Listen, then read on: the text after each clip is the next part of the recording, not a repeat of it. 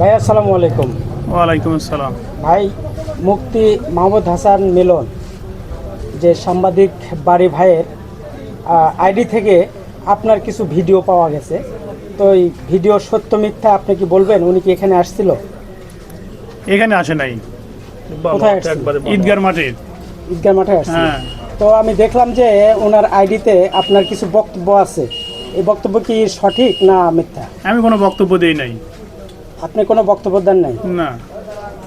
তো যেসব বক্তব্য দিয়েছেন, তো এটা মোটামুটি সোশ্যাল মিডিয়াতে আপলোড হয়েছে এবং মুফতি সাহেবের বিরুদ্ধে অনেকটাই মনে করেন হ্যামারিং আসতেছে।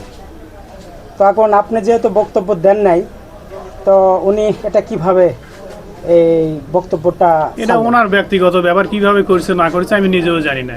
এর আগেও আপনাদের বলে আসছি, আজকেও এই কথাটাই বলতেছি। আমি কোনো বক্তব্য দেও নাই, আমি কাকু কোনো সাক্ষাৎকারও কোনো কথা কোনো বলিও নেই।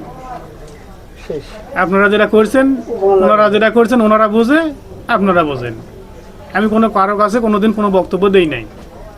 তো আপনার কাছে আসার উদ্দেশ্য শুধু খালি ওটাই জন্য, এই আপনার ওই ফুটেজটা মানে প্রকাশ পাইছে সোশ্যাল মিডিয়াতে এবং তার আইডিতে সাংবাদিক বাড়ি ভাই।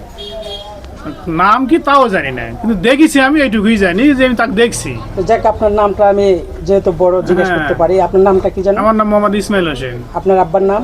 মোহাম্মদ আজিজার রহমান। ধন্যবাদ। তো সেই ভিডিওতে আপনি কিছুই বলেন না? না না। আচ্ছা, ধন্যবাদ আপনাকে। সালামু আলাইকুম।